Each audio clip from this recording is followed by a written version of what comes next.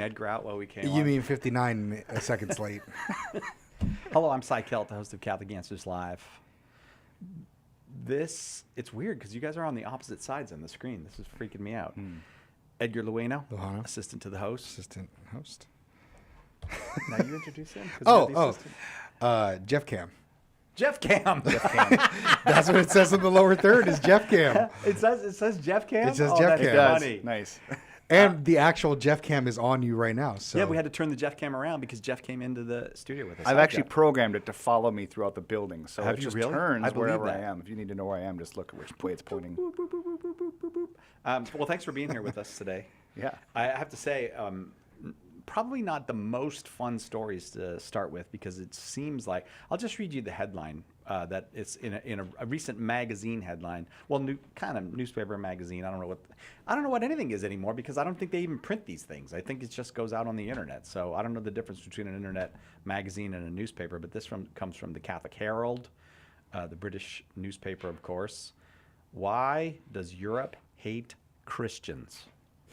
a lot of reasons. How do you like that for a headline? And I got onto this topic because my head almost exploded when I learned this story about this couple in Sweden who have two daughters. One of the daughters, made a complaint of child abuse, made some kind of complaint of abuse against the parents. And it's from the tenor of the story. I'm guessing it's just one of those things where they all got in a fight or something went wrong, and she alleged child abuse, and then she retracted. But that doesn't mean you don't get investigated. Well, let me tell you the two abusive things these parents were doing, because they found the investigators didn't find any evidence of any abuse. At that point, I believe, just turn around and walk away. You didn't find any evidence of abuse. Mm-hmm. Okay, leave the family alone. Yeah, your job is done. But they found evidence of extremism in the home in wow. Sweden.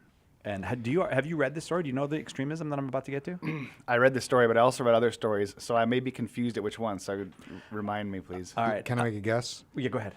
Were they making their children nail themselves to a cross every night to fall asleep? That's very close. They wouldn't allow the kids to have phones. What? Yeah, they didn't allow them to have. That's like Luke Bender level smartphone. extremism right there. And they took them to church. Just think of this. Think of the horror going on in this family. 3 times a week. 3 times a week. To church? I know families who take their Catholic families who take their kids to church 7 times a week. 7 times a week. They take their, daily mass. But the Swedish authorities found it outrageous that Daniel and Bianca Sampson were taking the kids to church 3 times a week and wouldn't let them have phones. And that was given as the justification to remove the children to foster care. Okay, we get it. You got a little zealous. You made a mistake. You overdid it. Just send the children home. No, 3 years later, kids still not home. 3 years later. I honestly, I feel like I would be violent if that happened, because you don't get a second chance at this. This is your children. Your children, they're taking away your time with your years with your children and your children's years with you. Put them in foster care separately. So they're also taking away their sister time. These people are maniacs. This is maniac behavior. This is evil. It's cruel. I've gone through rabbit holes of thinking if anybody ever tries to get between me and my son, there will be violence occurring. Well, don't put it on the record now before it happens, dude, because then they're like, oh, he's in been a planning this hypothetical for- situation, which probably will never occur. So, speak metaphorically. I don't understand how. Maybe the parents are now insane. I don't know how you don't go insane. 3 years. I mean, think for about taking the kids to church and not letting them have a phone. Think about the girl who made the complaint. How horrible. The I utter know. despair she must be feeling. Yeah. She Right. said, I caused this for 3 years to be away from my family. Yeah, don't get your family caught up with the system, because the system has a lot. There are wonderful social workers, judges, lawyers, all of that, but there are maniacs embedded in the system as well. And if by any chance you get caught up with one of those maniacs or a few of those maniacs, you're in big trouble. But I can't believe that a nation allows this. That there's no one at the national level to pick up the phone and go, look, here's the deal. Get those kids back home. and because there's different ways to use power. One of them is to pick up the phone and call. Nobody sees this as insane. So I think that's an anti-religious bias. I think that at the root of this is an anti-religious bias. All right, I want another one, or you want to chew on that one before I give you another one? I was going to point out I did some quick searching on Google before the show just to see if this was normal for Sweden, because I've seen other stories about Sweden in particular too. Yeah. And you know what? One of the things we tend to talk about Sweden is like, look at how they've got their healthcare squared away and everything is like a good fit society, but they're also extremely, they're like the Japanese. They're very conformist. Yeah. So I think And very homogenous. Very they're homogenous. getting less homogenous. But again, like the Japanese, Sweden has been for the Swedes. Yeah, I'm not yeah. against. I'm not against that. Uganda's for the Ugandans. Sweden is for the Swedes. I think people should be allowed to cross borders and migrate and all that stuff. But I think it's insane sometimes that we think a society's not good if it's homogenous. So I just want to get that out of the way. Go ahead. Sure. Well, and I appreciate the clarification. If it's homogenous and it's rooted in Christian virtue and values, then that's great. But if it's not, and then it becomes this tyrannical state, because there's always a God. So is the God going to be Jesus Christ, or is the God the state? And in this case, it seems like for Sweden, the God is the state, and it is Sweden itself, and we need to be Swedish. Oh, that's really a good point. Yeah, you've elevated this. It's probably a nationalism that would refuse the name nationalism, but it's we're Swedes, and this is the way we do it in Sweden. And oh wait, the way we do it makes us very happy. And Swedish chef. what? Sorry. We had a Swedish guy call the show years ago, and I said, before you ask your question, can I just ask you a question? And I go, have you ever heard of the Swedish chef? And he goes, yeah. And I go, are people in Sweden offended by the Swedish chef? And he goes, no, it's funny. We think it's funny, but dude, worse. It seems like they're not the only one. The Swedes that are not the only ones that are doing this. They're just the worst. They are. No, I'm not sure they're the worst. They do have a reputation, though. And so, like in the Middle East, because there is a lot of Middle Eastern, North African immigration in Sweden, and there's kind of like a two-tier urban system. legend or whatever, where if you go to Sweden, your kids are going to get taken away. And I don't know how true that is, but that is an actual... Well, Germany was always famous for not allowing. Germany, you got to be in public education. If you're not in school on a school day in Germany, you'll get fined. They will take your kid. They won't take your kids, but they'll fine you. Yeah, but they won't let you homeschool there. Right. Like you got, and it's hard to sit in judgment on another culture like that. You can judge the Germans though. But you can judge. No, I mean often we don't know the context. We don't know the other realities there. But some things are really basic, like the parents are the primary educators of the children. That's basic moral law. And the state is secondary to the family. The state, I know this really shocks a lot of people. I'm sorry, Sweden. I know that you're very upset at me saying this right now, Sweden. And all of Sweden is listening, by the way. We have the entire... the 10 family 10 million people. is prior to the state. The family is prior to the state. The world can go on without states, but it cannot go on without families. So, do we know if there's a specific outlook that the state has in terms to that? Because I know a lot of times in certain countries they will vocalize that it's like the family, you can't tear apart the family.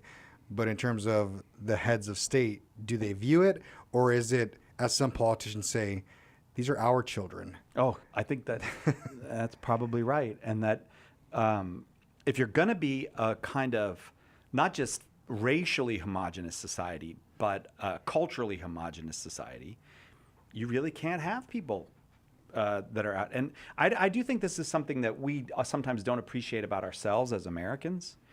The idea that you come here and become an American, that whole tradition of,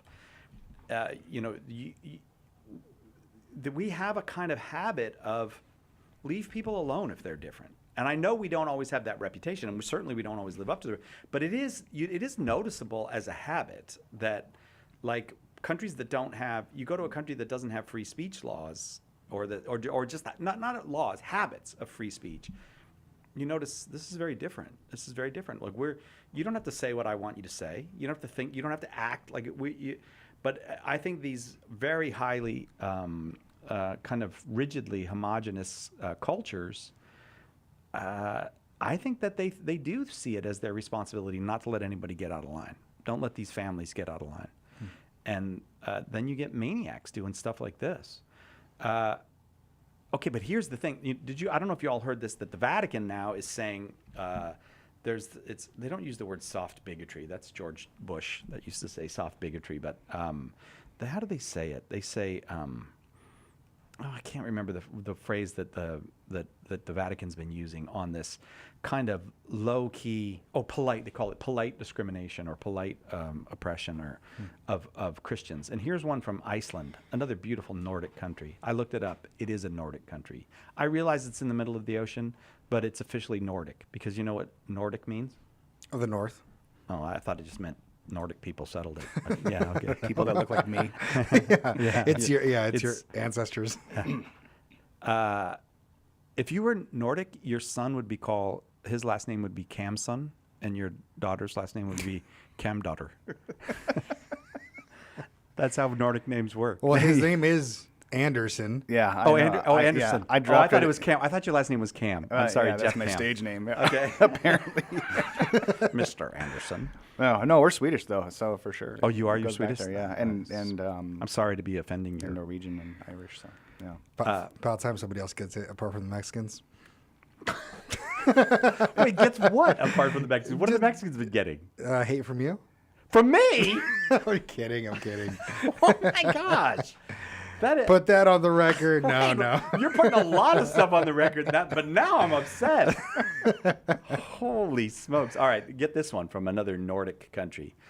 Icelandic police inspect priest's comments on homosexuality. This priest is getting investigated for violating the Icelandic laws. He's French. He's a French priest, and he's ministering in Iceland. Iceland, I learned the other day, it doesn't have indigenous Catholics. The Catholics are Poles, Slovaks, Filipinos. Migrant workers. I guess so, Yeah. or migrants if, in any case. But yeah, the people who have, and they've come there to settle. And so the Catholic Church is kind of the outsider church there. And so even the priest is not Icelandic. He's a Frenchman that came over and is ministering there. But he says that everybody needs conversion. Good for him. Yeah, but they have an anti-conversion law in Iceland. No conversion therapy. So they're labeling this. Wait, seriously? That's I'm not the kidding argumentation? you. The argument is this is conversion therapy because he does say that everybody has to experience conversion. We all have to do it. Here's what he says. Father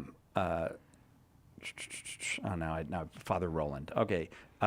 Conversion, change of heart is a key word in the daily life of Catholic people. We are constantly in the position of turning away from what is evil towards what is good. Sexual orientation is only one factor among many that concern an individual's tendencies towards some lifestyle that is not good for the individual and not good for society, he said. So you see what he did? He's talking as a Catholic priest should. He's not saying, well, at least for the most part, a Catholic priest should avoid saying things like homosexuality is wrong or homosexuality is a sin. That is not the teaching of the Catholic Church. It's not nuanced enough. No, but Father Roland is very nuanced. He says homosexual acts are sinful. It's not about persons. Mm-hmm. And when he talks about persons, he says we all need to be converting constantly, every day. So he's not singling out sins of homosexuality from sins of heterosexuals or sins of greed or sins of addiction or mean-spiritedness or what. That's all the same. But he's saying, but you can't do these things. And then comes the criticism, and this woman's name is this might be I hope there's a contest someday for the most Icelandic name. Helga Vala Helgadóttir. That's her name. I'm not making fun of your name, Helga Vala Helgadóttir. I'm just saying that it sounds of a certain culture. It has the nuances of a certain culture to it. And one of the sponsors of a bill against conversion therapy, and she's against this. She says this is. She criticized Father Rowland, saying this violates the law. She's one of the sponsors of it, and this violates the law. You're not supposed to talk about conversion of homosexual people. You're not supposed to. That makes.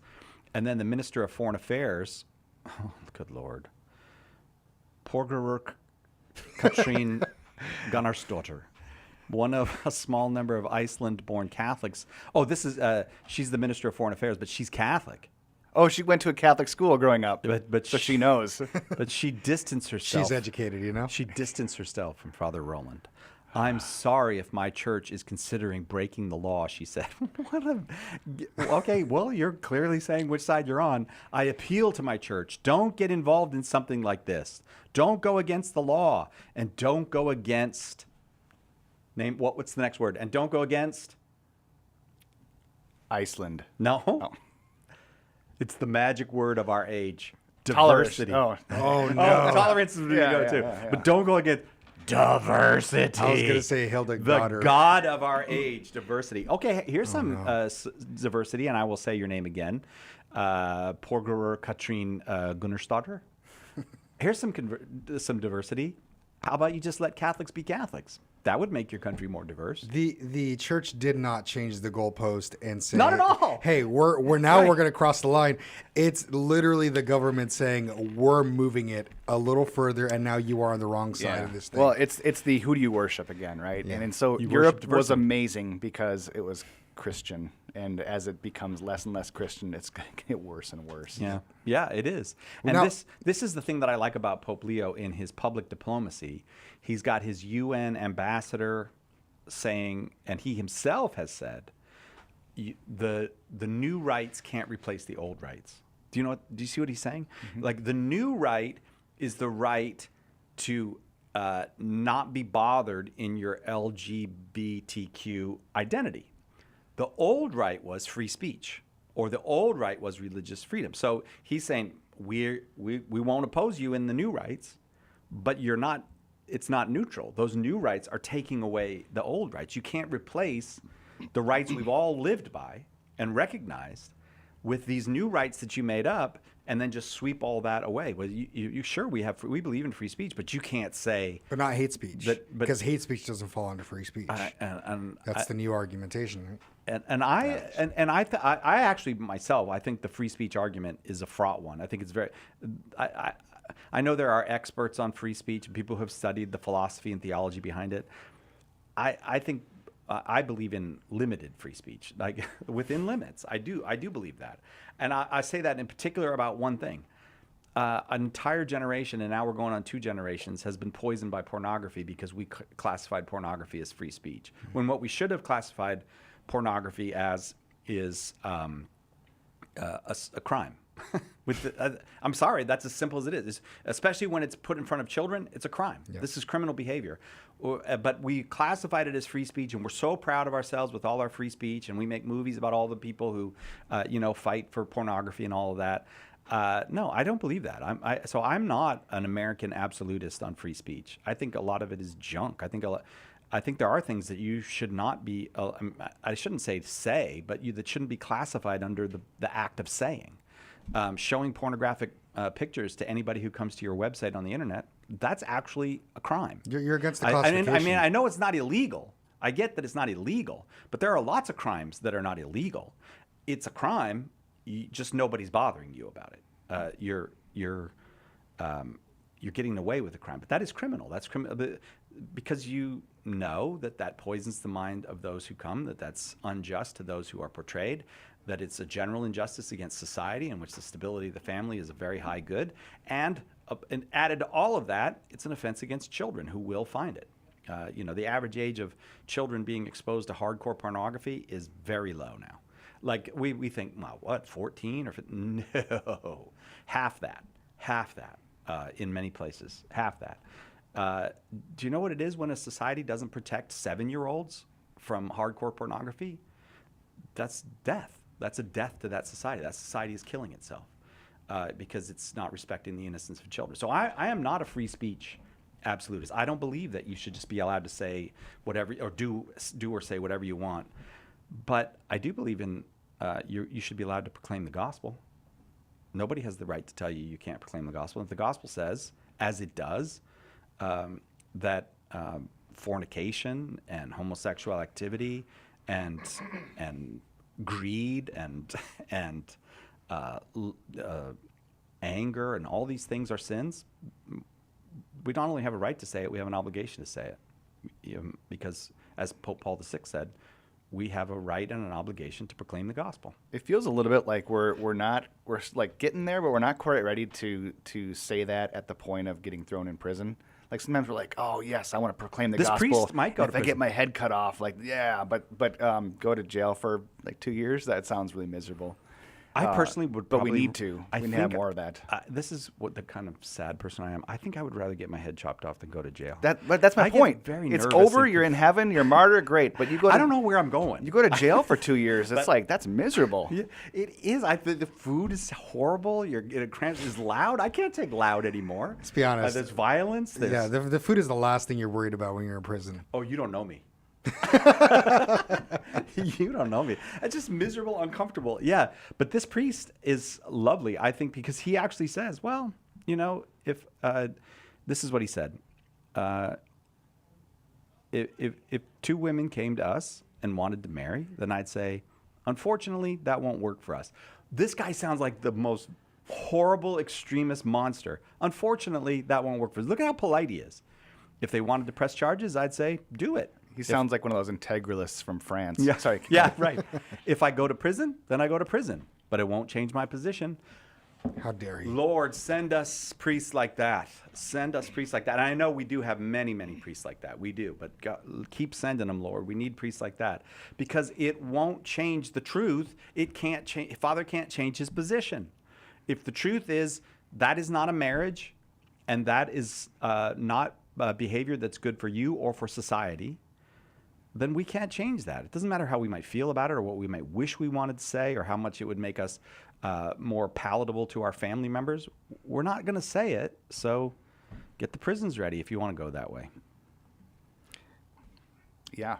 Jeff, you... Yeah. Oh, keep cooking, okay. Yeah. Or, send these two to prison. I would like my head chopped off. There you Sai's going to hook us up with a lobster in prison. He's going to get the inside scoop. my son bring you a lobster. There we go. Yeah. Yeah. You sent out an X thread. Do you want to talk about that? Yeah, there's a thread on X you can find if you just do a search for this.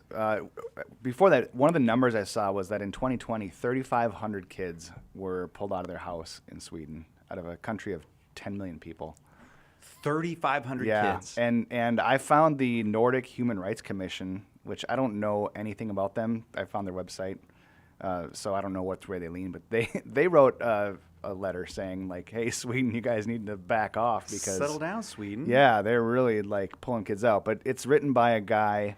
This thread is who was working for Amazon Cloud. He's a veteran, Marine veteran, and they were living there with his family. I think 3 or 4 kids, and his kids were just kind of like what we would see as a normal American kid, kind of boisterous, fun. But they did not get along in the classroom. As you know, like the kid put olives on his fingers, and the people were like, "What kind of bizarre child do you have?" And an awesome child. I know, especially if you do that. Yeah, he would climb trees. That jerk. So they What a called jerk in of a social kid. services, and then he's an American. He's like, okay, so he gets a lawyer, and they're like, "That's the worst thing you should do." It's a really interesting thread. They end up leaving the country and kind of like. It seems like barely missing these kids getting taken away from them. Yeah, that's... Because they were putting olives on their fingers and jumping on trees. They weren't conforming to Swedish expectations of how you're supposed to be. And again, you either serve God or the state. And the Swedish state, this sounds like, from some very brief internet research, that it's a very hardline kind of Marxist communist. Wow. Well, what about... group of people. But we do have the thing called the nanny state here in America, where, I was reading a story about a mom and a dad. They're at the park with the kids. I think one of the kids is 6 and one of the kids is 9 or something. The kids go, "Can we walk home?" And the mom and dad go, "Yeah, you can walk home." And the mom and dad drive home, and the 2 kids walk home. It wasn't far. It was less than a mile. I don't remember the details of the story, but I do remember it. It's not like it was a 30-mile. It was half a mile or something to the house. The kids get picked up by the police. and the parents are investigated by what do you call those people? Social services or whatever. Yeah. Family services, and because they let the kids walk home. That's what? But they weren't taken for 3 years. And the thing is, Well, you that's get a a good lawyer and you do these things, and they go, okay, you're obviously not beating up your kids, and you move on. Like, Yeah. I mean, nobody wants social services to visit their house, and I think most parents kind of have like those moments of like, what would I do if, as you were saying earlier. But it's good to have social services because some definitely. people are violent towards children. correct, or, right, yeah, and all it's those good things. for that. I agree with you. So, but that's again, if you're rooted in Christianity, if your social services people at least will follow that sort of that rule structure, which we have. Again, you have an attorney present when there's anything going on. We have this nice Christian structure where the state doesn't get to run your kids. And then if it's proven that there's some sort of like serious abuse going, then we do have those We have safeguards. safeguards. But And foster homes. I wonder if in all 50 states, if those safeguards are working. I'm not saying it's perfect. I'm just saying it's better than Sweden. That's the most important thing. And I'd put my money on every America. state. We're not perfect, but we're better not than Sweden. Sweden. Well, what's scary? That's the main thing. What's scaring me about just, I guess, Europe in general and the direction they're going. What frightens me is if you go into the UK, they have all these laws of what is it, like hate speech laws that they're arresting people for posting stuff like on Twitter. So if you're, and that includes like non-UK residents. So if you're an American and you're very outspoken about your position and they deem you to be a threat, if you land at London Heathrow and they recognize you, you're going straight to jail, my friend. That's scary. England's interesting because they're such intense rule followers. We took a flight. British are? Yeah, we took a flight to London a couple years ago, and they were, the ways the stewardesses would say like, oh, don't put you're on a plane, you put your feet out or something like that, and you're a little bit sloppy. Your kids maybe You're laying down in an American extra is what seat. you are. You're normal. I'm gonna say being even just normal. Okay. Because Same thing as being American. Because like Japan Airlines or Qatar Airlines are not this strict about it, but like it was the English that were like, oh, Were they? you need to really follow the directions here. Well, the thing that drives Americans Borderly. insane. I think most Americans have heard this story about. They made a law that you can't pray outside of an abortion clinic. Yeah, that's you can't crazy. pray outside of an abortion clinic. You can't even look like you're praying. That's the thing is they went all the way to silent internal prayer. Well, they would So- go. There's videos of them going up to people. What are you doing? Nothing. Just standing here. Yeah. What are you like? What are you doing? Like, what are you thinking? It's Wait, like, how do you convince police officers to do that? Like, what kind of training do you have to give? Like, police officers are people that they want to fight crime, they want to help people, they want to be there in an emergency. How do you convince police officers to go up to people and go, "What are you doing? What are you doing? Are you, what are you thinking about? Would you be talking to anybody? Maybe a spiritual entity, a completely non-corporeal creator of some sort?" Will you finish this conversation with the word "amen"? This is my question. Yeah. Like, what kind of police officers are these? Yeah. Bad ones. Like, bad ones. Well, I guess I got disinvited from London just now. I won't be going back. Well, don't go back. Yeah. So if Don't you think end now up, that they've seen me say if you that. have a Americans out of the layover, airport, apparently. Yeah. no layovers in Sweden or in the UK right now for you, right? Or Iceland. And they're not going to forget this. They got AI now. They're not going to forget this. That's the other thing. It's scary to think of AI in all of this mix Because they can find everything on you. Yeah. And right. Yeah. Who were we talking? Was I talking to you about this? No. I think it was Chuck. We were talking about, before you don't really worry about, there's, stuff out there about me. Who cares? There's so much information, you're not going to be able to find it. But now with AI, they can literally comb through everything within a matter of minutes. What would that be like arrest records? Is that what we're talking about? Or what kind of things would you be? Oh, for me? Just kidding. Can I actually tell you a story? There's no secrets here. Yeah. No. So Go ahead. some of that actually has followed me. So just to let you know, I do have a past, and my past is in the past, and we'll leave it there. And there's your future right there. I And see there's my your future. future. There's my son right there. Little But Emiliano. back when I was a minor, I was arrested. They dropped all the charges, but there was always a flag still on my name. So afterwards, when I volunteered for youth group ministry stuff and stuff like that, even when I ended up going to college, like many years later, because I dropped out of high school. And Steubenville's like. no, I went to Excuse Steubenville. me. It wasn't that. Edgar, though. I went to Steubenville and I went to a local parish. I'm like, you know what? I have some free time. I'll go and help volunteer at the local youth group. So, for some help. I go, and then the youth minister calls me a couple of days later. I was like, hey, you want to grab some coffee? Oh, no, you want to grab some coffee on campus? So I show up, and he's like, so a flag came up on your name when we did the FBI background check. I was like, what do you mean? He's like, well, no, not like a red flag, but not that you completely barred from it, but it was like a yellow flag. And like, talk to me. What is this about? So I was arrested. They dropped the charges, and I told him. And I ended up going to Austria the next semester. And when I came back, he saw me on campus. He's like, oh, your flag cleared. But when he had that initial conversation, he says, it's out of my hands now. You have to go meet with the diocese. Yeah. It's like, yeah, so it followed me. So it's going to get worse, man. It's already out there. Worse. You know, it's been what, 20 years since that occurrence. So we're good. Anyway, hey, we have an exciting guest, and I'm very much looking forward to Paul Rose. This is you introduced me to his work, I think. Yeah, we can thank Siobhan, because Siobhan is the one that connected us. Yeah, Siobhan, who runs everything here. The shadow president of Catholic Answers. That's right. So why don't you take it? You take it a little bit, and then we'll go on. Introduce Paul, will you? All right. So, I mean, I got to do my introduction too, because to the channel Sing the Hours on YouTube. I was actually doom scrolling on YouTube, and I discovered this reel on Lila Rose's podcast, and there's like this guy on there has I don't know, it's like a sibling dynamic with Lila. And he's talking about that he has a YouTube channel where he sings the Liturgy of the Hours on YouTube. And I actually ended up introducing this to my mother-in-law when I went over for Christmas, just to kind of, as prayer. Yeah. She absolutely loved it. The mother-in-law. Exactly. That's exactly what I was trying to do. And then Siobhan eventually said that he had connections with Paul Rose. So here we have Paul Rose joining us on the Super Show. Welcome. Hey, welcome. Paul. How's it going? Really good. Congratulations on all the beautiful work that you've been doing. Appreciate that. Yeah, just plodding along, singing the praises of God, like all of our destiny is, Yeah, I have to say, I was when Edgar gave me the link, for some reason I just clicked on one video. It was the video where you and your sister took like 20 minutes at the beginning of the video to get the microphones to work. Do you remember this particular video? Oh, from the other day. Yeah, yeah. So I was like, oh, this is a really good video. Yeah, I mean, really. And then Edgar's like, well, go to the singing part. And it's just beautiful. It's just wonderful, the work that you do. And you know what?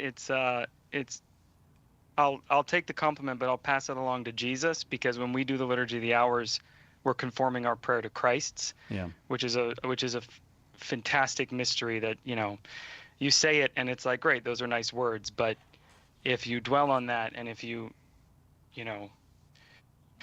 do it, it's life-changing. It's eternally life-changing. And the awesome news is that if we work on it now, I think it takes time off purgatory, because I'm convinced, since Revelation talks about how, heaven is singing the praises of God forever, how many people enjoy singing with other people? I think purgatory is music singing lessons. Yeah, absolutely. Very good. I don't doubt it at all.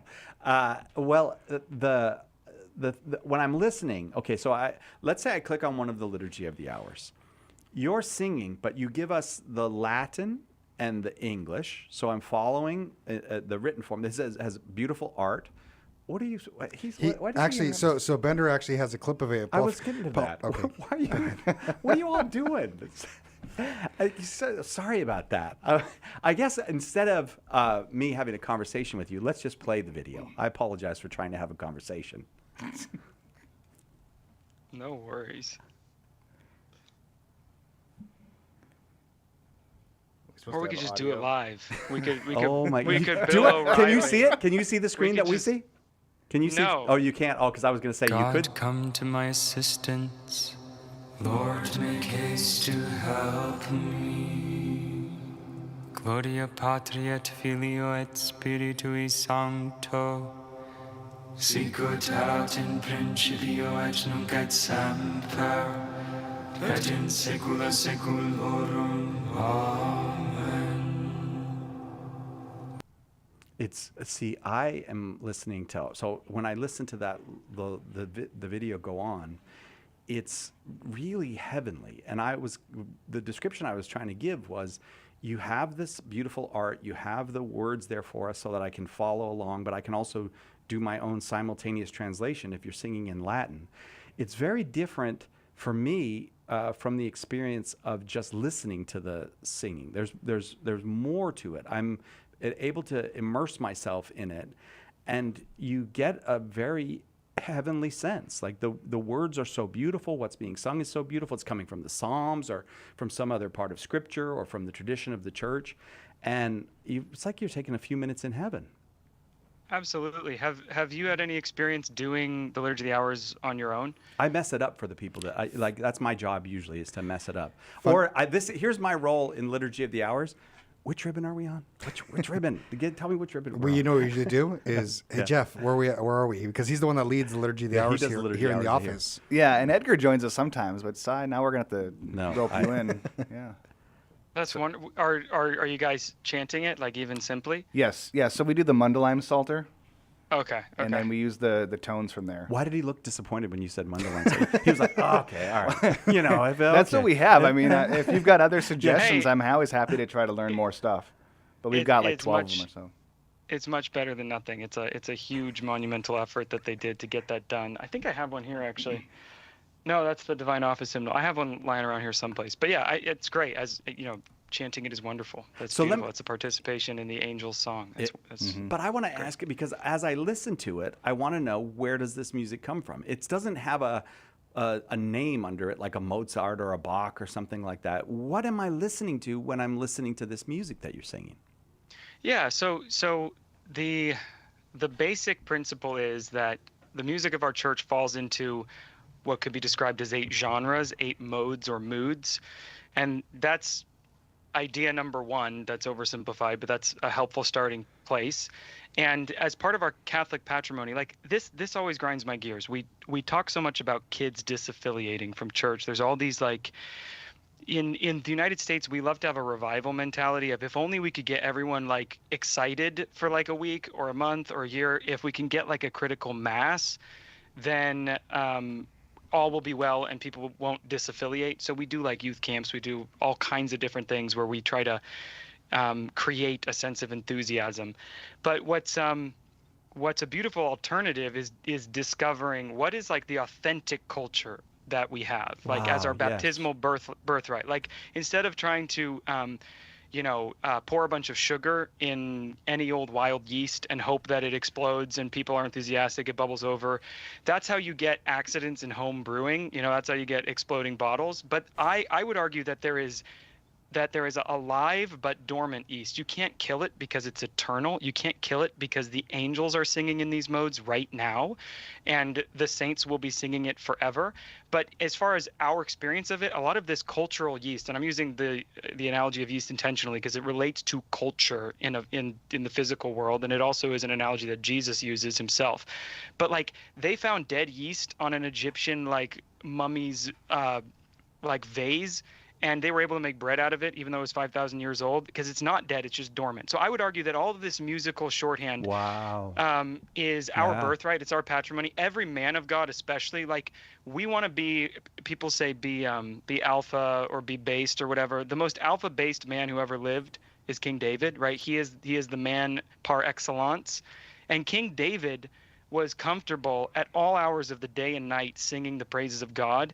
I think one of the greatest attacks on our young men, pornography is a huge attack. Another attack because it's an attack on their eternal destiny and on their very essence of their manhood as Catholic men, is the modern idea that singing is girly, is the modern idea, which is I think it is Satan, because it is the opposite of reality. Because the reality is that King David is lauded in the same verse in Sirach where he's lauded for tackling bears and lions. It says he daily had his praises sung, so the Lord forgave him all his sins. Like David, as part of his exploits of killing tens of thousands, the next verse after killing tens of thousands is he sang the praises of God. So it's like the most manly, like well-ordered warrior king. Viggo Mortensen did a great job with Aragorn. There's that scene in Lord of the Rings. Of course, Lord of the Rings is a book of the Bible.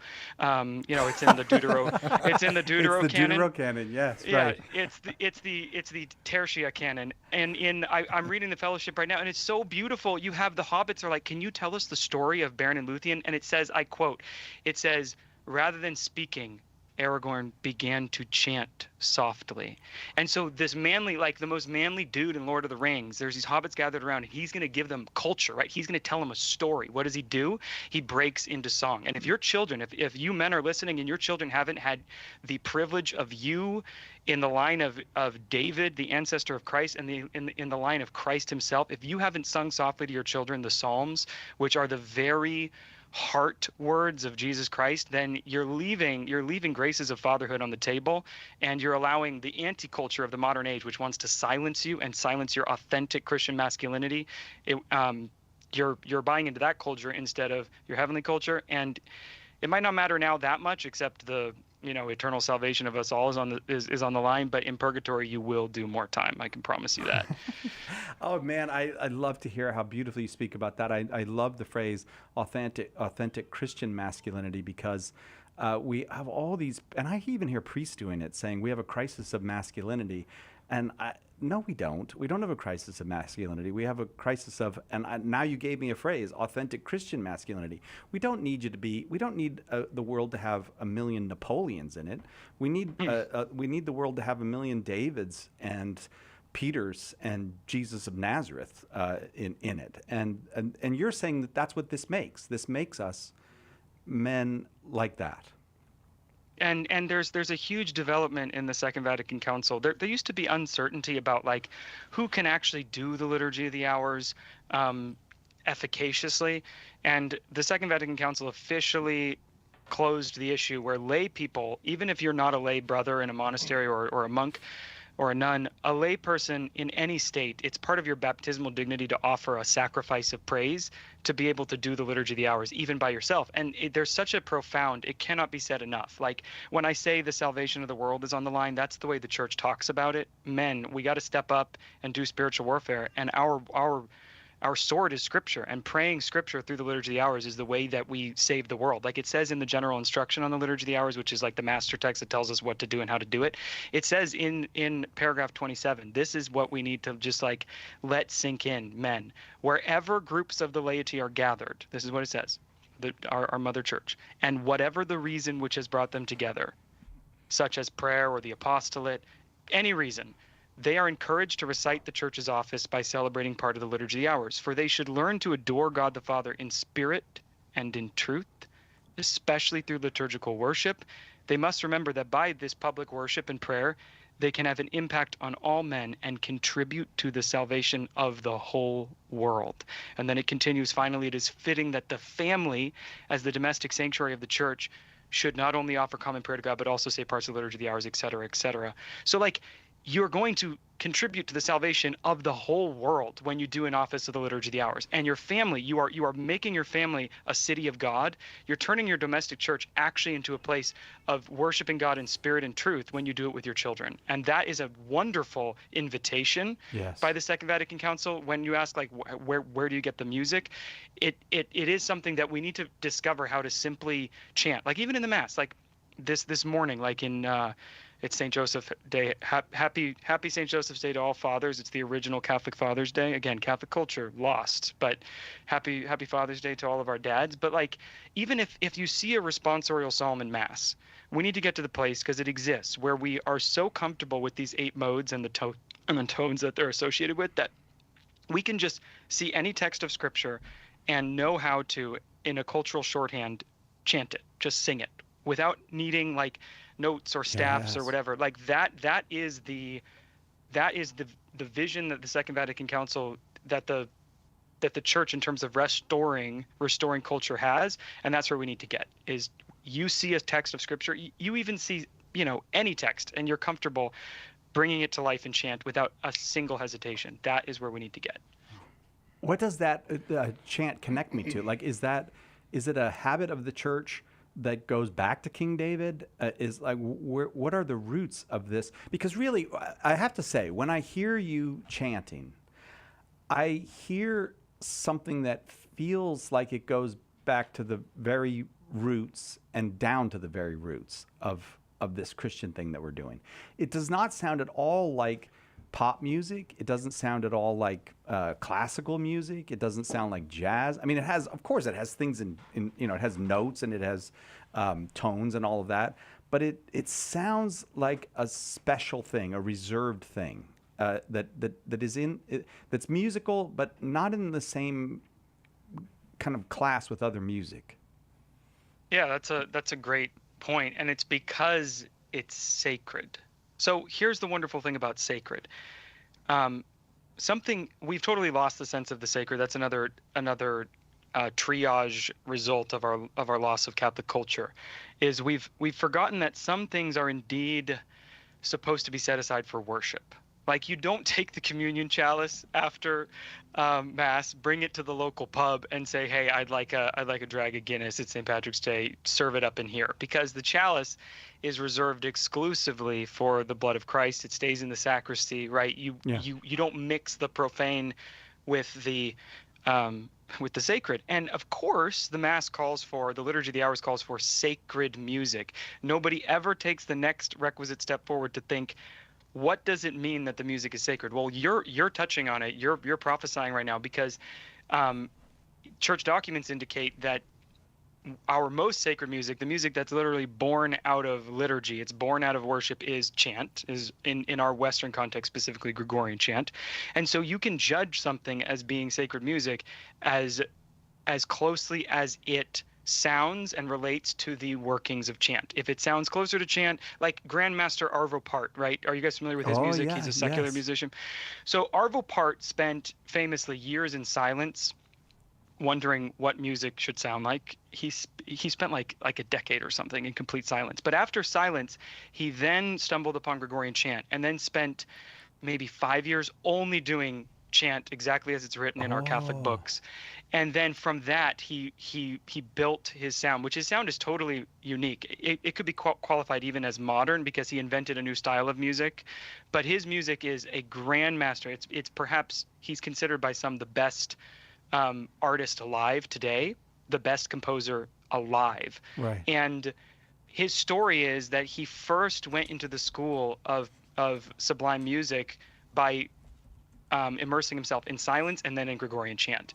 And from that, he used that as the basis and springboard to reach beautiful, beautiful, sublime compositions. But that story there is well ordered, because you start with the sacred and you make the sacred truly sacred. You don't invade the church with secular music or you don't use a Capri Sun bottle for the Eucharist, right? You don't invade the temple. But then what's beautiful is that those who serve in the temple and those who put themselves at the feet of Christ, like Mary, the sister of Martha, they then can make the secular more holy by learning the things we learn from the lectionary, the things we learn from the church's chant. And you can take those things, and just like the eye saw water for a few days ago in Mass, right? It can then give life to every living thing, as long as, it flows from the temple. But what we've done is we've reversed it. We've taken the seawater and we've invaded the temple with the ocean water. And then how can the temple bring fresh water to all living things? And how can it bring sustenance if we have reversed the ordering of the flow of culture, where we've taken wild yeast and jammed all kinds of musical forms, all kinds of instruments? It even says that instruments must be either sacred or made sacred. Does your guitar leave the church and then come back? That might be, we need to reinvent, not reinvent, we need to rediscover what it means to have something set apart for worship. It's funny when you talk about Arvo Pärt, and I've always thought he was like a sacred music writer. It never occurred to me that he had that story, that what a profound story. But that does give you a sense. It can be new and still be connected to this kind of spiritual font. I'm anxious, however, that I'm going to let you answer that, but I want Jeff because Jeff's a real musician. I'm not, and I know you've got questions that you want to ask about. Yeah, I just wanted to ask if you actually have some practical steps for people who may be enthusiastic about chant and excited about sacred music, but maybe their parish is not yet, or maybe their priest is not, or they just haven't met the right people to bring that to their parish. So do you have any practical steps that people can do to move, just to get off the base, and get to step one of bringing this into the church again? Absolutely. So you are step one is the first thing, and that's not like a be the difference sort of thing. It's the recognition that the church fathers talk about how we're not using instruments anymore in worship because you are the instrument. You are baptized to be the temple, right? To resound with God's praise, just like when an organ is playing, and an organ is the sacred instrument par excellence because it uses the sacred space as its resonating chamber. The walls of a church are consecrated, right? So the reason why the organ is like the sacred instrument is because it's part of the architecture. It's part of the structure of the consecrated building, and it can't be brought out. It can't leave. You can't bring the organ to the bar room and do a tiny desk concert because it's like it's fixed into the building, which is awesome. But organ aside, you are the instrument. And so learning how with your children, do the liturgy at home, and take my journey personally with chant is I probably for 10 years before a priest like sat me down and was like, I got to teach you psalm tones, I would do the liturgy hours with my friends. And because my uncle imbued in me a sense that it's you're singing with the angels, so it has to be sung, we sang it to any tune that came to mind. And ironically, we actually ended up, even though it was totally wrong, we ended up getting something that gradually, over years of doing it at parties and whatever, gradually actually sounded similar to chant. It wasn't Gregorian chant, but it's fine. So I would say start somewhere and just start getting comfortable singing scripture. That's number one. And if you do that, then you go to your parish and you start at daily masses, because daily masses almost never have music programming. Then you don't have some, music director or parish council you need to work through. There's so much bureaucracy now, even at the average parish level. I just got back from a daily mass. Now everybody sings along to the antiphons. All of the daily massers are totally sold. The priest sings a bunch of things. Their daily masses are more solemn at this random. My sister Nina sings there all the time. At this random parish in a sleepy suburb, they have like sublime daily masses, and you wouldn't know it because the music on Sunday is your typical breaking bread. They have their 4 hymn sandwich, whatever. But suddenly they're having this like grassroots moment of like, because simply you learn to be the instrument, and then you volunteer yourself. You go up to the parish priest, you're like, hey, I can do the responsorial psalm. And if he says we don't need that, then maybe, and I did this the other day, I reminded a very holy priest that the general introduction to the lectionary, which is the rules for the lectionary, like these things we need to, again, like rediscover what the Catholic culture is. But it says, quote, in the rules of the lectionary, quote, in paragraph 20, as a rule, the responsorial psalm should be sung. Did any of us know that? That in any mass? I didn't know. I'm reading right from you can pull up, type into Google, General Introduction to the Lectionary. As a rule, you know how rarely the Novus Ordo speaks that strongly? As a rule, the responsorial psalm should be sung. So like, you go up to the priest, you're like, hey, I can do it. I can do it simply. We don't need instruments. I don't need a guitar. I don't need whatever. I'm just going to do it. It's going to be beautiful. We've had a bunch of people, I've encouraged a bunch of people to do that, and almost never, maybe once has a priest ever said no. Because priests would like, if you can have the music, why not? But a couple times that I've done it, and anytime I travel, I do that too. I was at the shrine of Saint Joseph in Quebec, in Montreal. Beautiful place. The oratory. Oh, the oratory, Saint Joseph. Yeah, you were in there, and I got to hear this story. What'd you do? Well, so I went into the sacristy, and I said, I'd be happy to sing the psalm. And the first thing the priest said to me, he said, so where is she? I said, who now? He said, who's going to sing the psalm? I said, no, I would be happy to sing the psalm. And he looked at me for 5 seconds in complete shock. He's like, not, and then he said again, not your wife? I was like, no, not my wife. And then he's like, well, sing something for me. Because it's so, our Catholic culture has become so backward that he could not conceive of a young man.